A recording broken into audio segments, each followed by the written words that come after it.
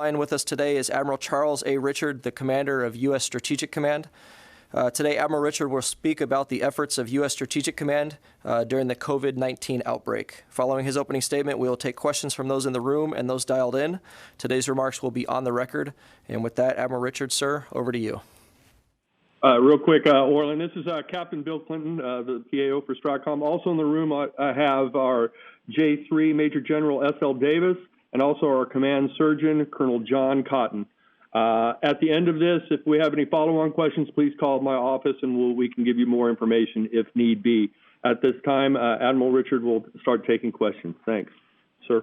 All right, good morning, everyone, and thank you for taking the time to speak with me today. As previously mentioned, I'm Chaz Richard, commander of U.S. Strategic Command, Offutt Air Force Base in Omaha, Nebraska. First and foremost, what I would want to assure everyone on the line here, as well as the American people and our allies, is that our strategic nuclear forces remain ready to execute the nation's strategic deterrence mission. And to date, to this point, we have had no impact to our ability to accomplish our mission. That said, this pandemic has our full attention, and we are taking all necessary steps, fully implementing the department's guidance, in particular how we do it with strategic forces, in order to ensure the safety, security, and effectiveness of our forces. So in addition to following Centers of Disease Control and Department of Defense guidance, we're constantly looking at the environment, working with our subordinate commands. I'd like to compliment Air Force, Navy, Army in terms of the way they have turned to attack this, to ensure the health and safety of our members 24/7 as our operations continue. We in Stratcom, we in the Department of Defense, the potential for a contagious pandemic like this is not novel to us. We had plans in place that we have updated and are executing. So with that, I'm ready to take your questions. Over. Thank you, sir. For the media on the line, as a reminder, please keep your phones muted until you're called upon for a question. And for the media, please identify yourself and your outlet, and we'll start with Tara. Thank you, sir. Tara Kopp with McClatchy. As part of your strategic plans in advance for some sort of pandemic, do you have on hand how many ventilators you have? And we have heard reports that there are companies out there who are trying to provide the Department of Defense ventilators at DoD's request. Could you please let us know what your role is in making sure that this strategic supply is safe? And then I have a few other questions. With regard to medical supply specifically and medical more generally, I am a supported commander. I am a customer of the Department of Defense's medical establishment. And so I don't have a role in the supply side of that. I will tell you that both here at headquarters and at my components, we have had no issues in any respects receiving sufficient medical support for us or our dependents to this point. It's probably useful to note that right now, both at headquarters in Strategic Command as well as in the components, we don't have any confirmed cases of COVID-19. And only a very small single-digit handful of people that are even in a protective self-quarantine at this point. Impacts have been very minimal. It is just that we are watching to make sure we understand the trajectory of where this goes and being ready for whatever path it may take. Over. And then a quick follow-up. Do you have tests on hand, or are you having to rely on the local community to provide those tests for you? Again, I am the customer, and the people that provide that are the Department of Defense's medical community establishment, the clinics, and to date we have had no issues getting any tests that we required to accomplish our mission. Over. Okay, we'll go to Bob. This is Bob Burns, Admiral from AP. Question for you about your personnel who are securing and operating the force. I understand that your personnel in the missile fields, for example, are being quote-unquote isolated. And I'm wondering if you can spell out exactly what that means? Are they being kept in the field for like 2 weeks at a time, or as opposed to 1 day, or how are you accomplishing that? So in general, across all elements of the triad, we're thinking through very carefully how we make sure we maintain maximum mission capability. So that includes not only the people that are required to accomplish those missions, as well as the command centers and all the places we have to operate. And so we are simply executing plans. Remember, my organization is designed to be able to operate isolated for long periods of time. And so we are taking prudent steps to make sure that our personnel will be available. I'd rather not go into, it would be best for me not to go into any specific details in terms of how we're accomplishing that. Note that I also have great confidence in my subordinate commanders to take the particular threats that they face at their particular installations and modify their operations accordingly. A quick follow-up from Bob Burns again. Let me ask that a slightly different way. For example, missileers normally do 24 hours at a time and then return. Is that no longer the case? Are they doing longer tours? Bob, it would be better if I didn't get into specifics again in terms of how we're operating. You can obviously see the advantages to other people if they knew that. Know that well, what you describe as the normal mechanism of operation, we have a number of different strategies that we have available to us depending upon what we think the threat is. Over. Okay, we'll go to Idris with Reuters. Idris from Reuters here. Part of your job is to look at the strategic forces of other countries. What are you seeing in terms of the missile forces of Iran and North Korea and the impact coronavirus has had on them? Hey, so you are correct, and that's an important point, that strategic deterrence is not a static mission. That is something that we look at every single day for every single potential threat to this nation. To date, we have not seen anything beyond what I would describe as normal or day-to-day operations by anyone. Over. Okay, and we'll go out to the phone line. We'll go to Amanda Macias from CNBC. Amanda, do you have a question for us today? Can you hear me? Amanda from CNBC. We got you. Okay. I just wanted to ask if there was anything based off of yesterday with Mr. Hoffman saying that DepSecDef and SecDef were going to be separated. I wanted to know if that was being sort of a directive within Stratcom of doing teleconferences between staff.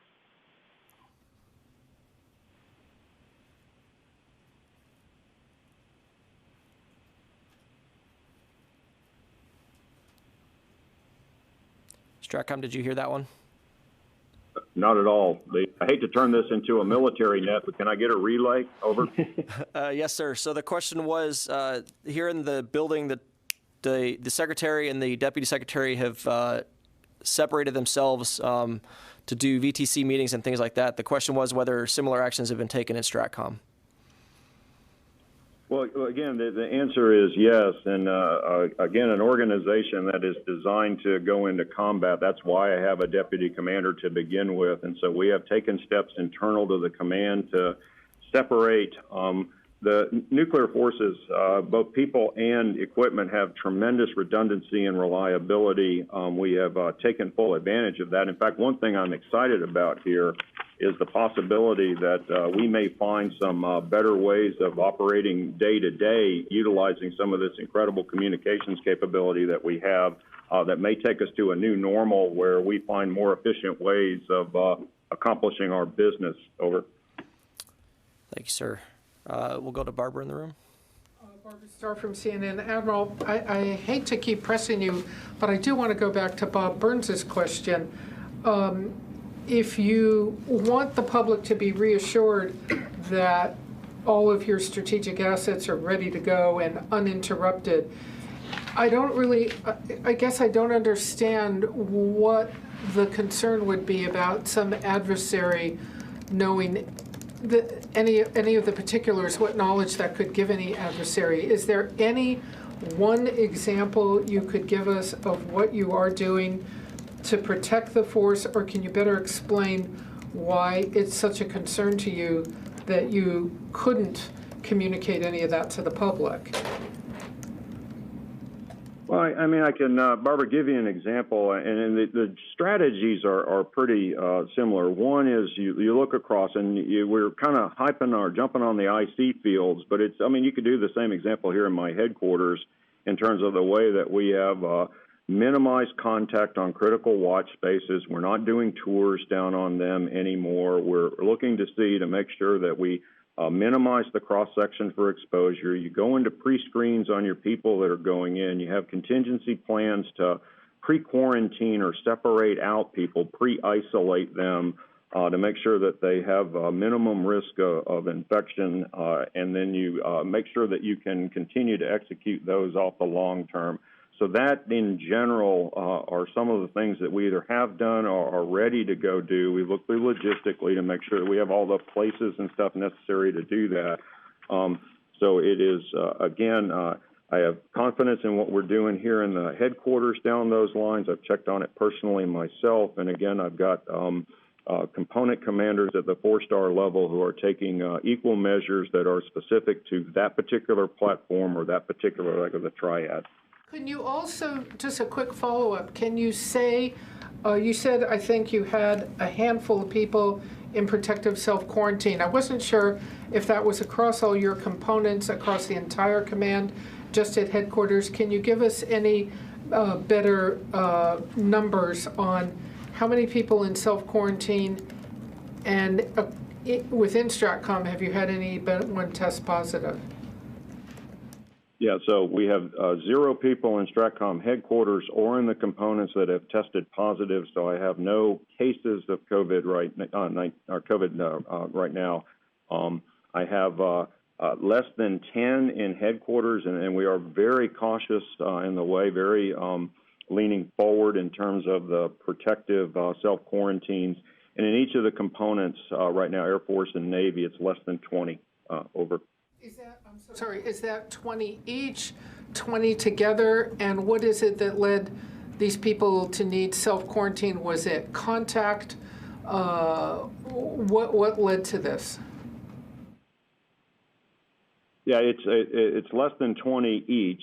So Air Force and Navy. For my components, I'd respectfully ask you to talk to the services about that.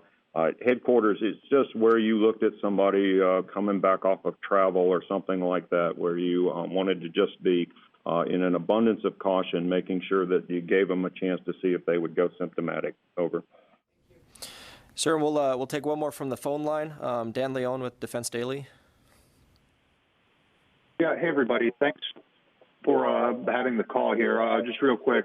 What changes have Stratcom made to the way you all are interfacing with your civilian partners at the National Nuclear Security Administrations while you guys cycle weapons in and out of DOD custody during routine repairs and other modernization programs? Did you hear that question? If not, I can relay. Yeah, go ahead and relay it, please. Yes, sir. So the question was, what steps are you taking to protect the civilian workforce that you're interacting with, be it at NSA, NNSA, as you're doing weapons custody transfers and things like that? Yeah, operationally, we have not had a need to modify anything, so our operations continue normally. If you kind of take me back down more of an administrative line, right, so there have been some meetings that have been canceled where we're doing them over VTC right now, but those are much longer term things. Impacts really hasn't manifested itself in a way. Operationally, we've had no issues with that. Okay, and we'll take one more question from the phone. Aaron Mehta with Defense News. Yeah, thanks very much for doing this. So a couple weeks ago on the Hill, you testified any delay to either NNSA or the Pentagon delivery modernization efforts could lead to gaps down the road in the nuclear capabilities. So how concerned are you going forward over the next months, weeks, whatever, about work stoppages and how that might cause delays, given that you said there's basically no margin for error in the schedule already? Well, and I think I'm pretty much out of time here. I would just like to, again, thank everyone for asking these. These are very good questions. Would want to make sure that everyone has confidence. I certainly have confidence that the forces are ready to execute the strategic deterrence mission. We are full attention on this thing. We have plans in place, and I'm confident that no matter what trajectory it takes, we have thought through what we need to do to be able to accomplish our mission. Thank you all very much. Thank you, sir, for your time, and thank you, ladies and gentlemen. Aaron, we'll get back to you on that question. All right, thanks.